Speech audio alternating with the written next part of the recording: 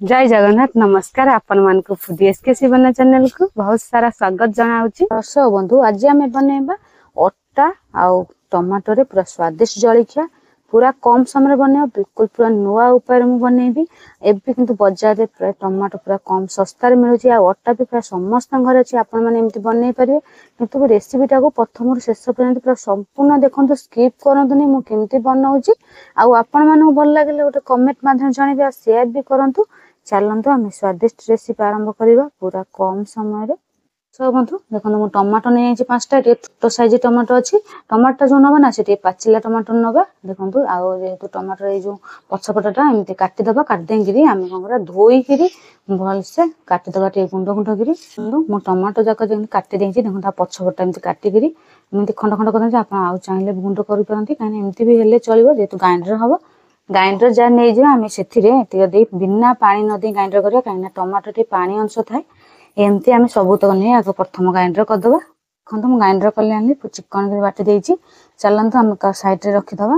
पात्र नहीं आम से 1.5 गिना अटा नहीं जा ये गहम अटा सेमती आउ अध गिना नहीं जा कौन करवा आम पानी नदे जो टमाटो पेस्ट बनई ना ए पकईदबा आटे धोईदबा अल्पटे धोईक नहीं जा गोटे गिना पानी प्रथम माप नवा रखा एमती धोईक ग्राइंडर खोड़ा नहीं जा तापर आम कौन कर चामच साहाय्य गोलीदबा अटा को टमाटर को सेमती अल्प अल्प पानी देकर गोलिबा प्रथम बहलिया गोलिबा। देखो पूरा भल से गोली हो गला पूरा बहलिया बहलिया कर मुंडा अंश भी टिके नहीं देखो गिटालिया जो अच्छी से पूरा प्लेन कर हाथ भी गोली दे पारती जेहेतु गोला होगा आम से कौन कर देखो 2टा प्याज गुंड गुंड कटा हो धनिया पत्र आ कंचा लंका 2टा काटदे 2टा पकईदबा आम से कौन कर काश्मीर लंका गुंड अध चामच नहीं जा आम धनिया गुंड नहीं जा अध चामच कम नहीं जा मसला आम अध चामच नहीं जा आम कौन करवा जुआनी नहीं जा अल्प गोटा जीरा अल्प नहीं जा स्वाद अनुसार लुण नहीं जा अध चामच लुण पकईकि सबूतक पूरा भल कि गोली दबा तापर पानी जब आवश्यक पड़े आम पानी दबा बिना सोडा इन केमती बनइब केते स्वादिष्ट पूरा चटपाटी चटपाटी जलखिया आपण माने एमती बनई पारे केते स्वादिष्ट लागिब आपण जानि पारथबे भल कि गोली दबा पूरा भल कि एमती गोला होगला आनटा को एते पतला करवाना ना एते बहलिया करवानी आम आनटा को एमती बनइबा।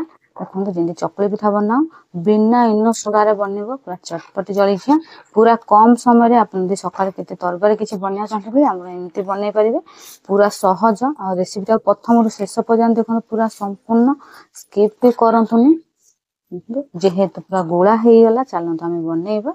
तो तावा बसई देजी तावे आम गोटे चामच तेल पकईदबा ताटे गरम हवा दबा ताटे ताटिगले जब तेलटा गरम हो गले आम पकई तेल जेहेतु गरम हो गलानी आम कौन करवा आण को पकईबा आम चामच मापे देखो फास्ट गोटे चामच नहीं 1.5 चामच नहीं पकई छोट चामचटा से आम एमती गोल करदबा आपण मैंने पतला मोटा जमती चाहिए भी बनई पारे पतला कर बनइबा देखो हो गला आम कौन कर गोटे घोड़णी घूरे दबा पूरा 1 मिनिट पर्यंत 1 मिनिट पर तापर आम लौटेबा पूरा जालटा कम दबा तो पूरा 1 मिनिट हो गला आम कौन कर घोड़णी काढ़ी देखा कि पूरा सुखा आरंभ कला पूरा जालदार भी देखो बिना सोडा इन केते नरम भी केते जालदार होची आम कौन कर गोटे पिठा खड़का साहाय्य पिठाटा कौन कर लौटे दबा केते सुंदर भाव लौटी गला आ कलरटा भी केते सुंदर भी देखा जाउची।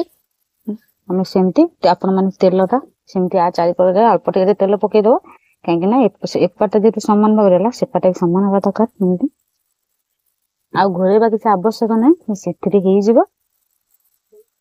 जाल भी कम कम दबा सीझिब आउ पिठाटा टे टाण टाण हेले रहिले भी नरम हो टाण टाण हेले आउ स्वादिष्ट लगे तो हो गलानी आम जेहेतु पाखा लौटे दबा देखो केते सुंदर भी देखा कलरटा आ खाइबा ना बहुत स्वादिष्ट लगे टमाटो चटनी लगे भी खाई पारती किंतु टमाटो जेहेतु बनाई टमाटो चटनी किसी आवश्यक ना सेमती भी खाली खाई एत स्वादिष्ट चटपट लगे देखो जेहेतु हो गलानी आम कौन करवा थाली की बाहर करदबा सेमती आम तेल पकईदबा आपण मैंने जो तेल सोरष तेल कि रिफाइन तेल जहाँ भी पकेले चलो तेल पकई सारा पर आम सेमती आण नहीं जा पूरा देखो बिना सोडा इन केमती जालदार पिठा बनूची पूरा स्वादिष्ट जलखिया आपण मैंने ଯଦି ଜଲ୍ଦି ବନେଇବାକୁ କିଛି ଚାହୁଁଛନ୍ତି ତାହେଲେ ଏମିତି ବି ଜଲ୍ଦି ବି ବନେଇ ହେଇଯିବ।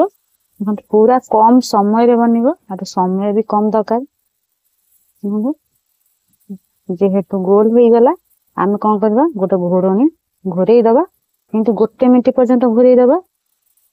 ଏମିତି ପିଠାଟା ଆପଣ ମାନେ ପତଳା ବି କରିପାରନ୍ତି, ପତଳା ମୋଟା ଆପଣ ମାନେ ଯେମିତିଆ ଖାଇବା ପସନ୍ଦ କରନ୍ତି ସେମିତି ବି କରିପାରନ୍ତି।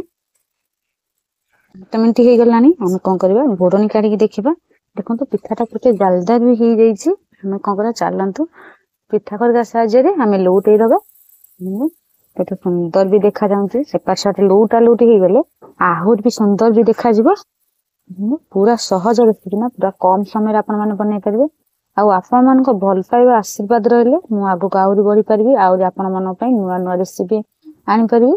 ଆଉ ମୋ ରେସିପି ଟାକୁ ପ୍ରଥମରୁ ଶେଷ ପର୍ଯ୍ୟନ୍ତ ଦେଖନ୍ତୁ, ମୁଁ ଯାହା ଛାଡୁଛି ସବୁତକ ଦେଖନ୍ତୁ, କାହିଁକିନା ପୁରା ସହଜ ରେସିପି, କିଛି ବି କଷ୍ଟ ନୁହଁ। ଆପଣ ମାନେ ସମସ୍ତେ ଘରେ ବନେଇ ପାରିବେ।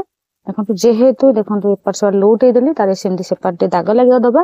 ଆପଣ ଚାହିଁଲେ ତେଲ ସେପଟ ପକେଇ ପାରନ୍ତି, ନ ପକେଇ ପାରନ୍ତି। ତେଲ ପକେଇଲେ କଣ ନା ଏପଟ ସେପଟ ସମାନ ଦାଗ ଲାଗିବ। ଦେଖନ୍ତୁ ତେଲ ଟିକେ ଅଳ୍ପ ଅଳ୍ପ ପକେଇଦେବେ, ତାପରେ ସେମିତି ଏପଟ ସେପଟ ଦାଗ ଲଗେଇଦବା। ଦେଖନ୍ତୁ ଯେହେତୁ ସେପାରେ ହେଇଗଲାଣି, ଆମେ ଲଉଟେଇ ଦବା। ଦେଖନ୍ତୁ ଆପଣ ଯଦି ମୁଡମୁଡ ବନେଇବା ଚାହୁଁଥାନ୍ତି ଆଉ ଟିକେ କମ ଜାଳ ଦେବେ। ଏପଟ ସେପଟ ଦାଗ ଲାଗିଲେ ପୁରା ପରଟା ଭଳିଆ ମୁଡମୁଡ ହେଇଯିବ। କାହିଁକିନା ବିନା ଚକଡା ବେଲାରେ ବି ଆପଣ ମାନେ ପରଟା ବି ବନେଇ ପାରିବେ। ଏମିତି ପୁରା ଏମିତି ଲଉଟା ଲଉଟି କଲେ ସେ ପୁରା ପୋଡ ହେଇଯିବ। ପୋଡ ହେଲେ ପୁରା ମୁଡମୁଡ ଲାଗିବ, ଆହୁରି ବି ସ୍ୱାଦିଷ୍ଟ ଲାଗିବ। ଦେଖନ୍ତୁ ଆଉ ଯୋଉମାନେ ନୂଆ ଦେଖୁଛନ୍ତି, ଯେତେ ଜଲ୍ଦି ମୋ ଚ୍ୟାନେଲ କୁ ସବସ୍କ୍ରାଇବ କରିନାହାନ୍ତି, ଯେତେ ଜଲ୍ଦି ଗୋଟେ ସବସ୍କ୍ରାଇବ କରିଦିଅନ୍ତୁ। ଦେଖନ୍ତୁ ଆଉ କଣ ଦେଖୁଛନ୍ତି ଗୋଟେ କମେଣ୍ଟ ମାଧ୍ୟମରେ ଜଣେଇବେ। ଦେଖନ୍ତୁ ଯେହେତୁ ଏପଟ ହେଇଗଲାଣି, ଆମେ କଣ କରିବା ବାହାର କରିଦବା। ଏମିତି ସବୁତକ ଯେତିକ ଆଣ ଆମେ ବନେଇଛେ ସବୁତକ ଏମିତି ଆମେ ଜଳଖିଆ ବନେଇଦବା। ଦର୍ଶକ ବନ୍ଧୁ ଆପଣ ମାନଙ୍କ ପାଇଁ ରେଡି ହେଇଗଲା ଅଟା ଆଉ ଟମାଟୋରେ ସ୍ୱାଦିଷ୍ଟ ଜଳଖିଆ। ପୁରା କମ ସମୟରେ ବନୁଛି, ଆପଣ ମାନେ ସମସ୍ତେ ବନେଇ ପାରିବେ, କିଛି ବି କଷ୍ଟ ନୁହଁ। ବିନା ଇନୋ ସୋଡାରେ ଦେଖନ୍ତୁ ପୁରା ଜାଲଦାର ରେସିପି ବନିଛି। ଆଉ ଆ ସାଙ୍ଗରେ ଆପଣ ମାନେ ଯେକୌଣସି ଚଟଣି ବି ଲଗେଇ ଖାଇପାରିବେ, କାହିଁକିନା ବିନା ବି ସେମିତି ଖାଇ ହେଇଯିବ, କାହିଁକିନା ବହୁତ ଚଟପଟ ଲାଗିବ। ଆଉ ଦେଖନ୍ତୁ ଆପଣ ମାନଙ୍କ ଭଲ ପାଇବା ଆଶୀର୍ବାଦ ରହିଲେ ମୁଁ ଆଗକୁ ଆହୁରି ନୂଆ ନୂଆ ରେସିପି ନେଇକି ଆସିବି। ବର୍ତ୍ତମାନ ରହୁଛି, ଜୟ ଜଗନ୍ନାଥ, ନମସ୍କାର, ଧନ୍ୟବାଦ।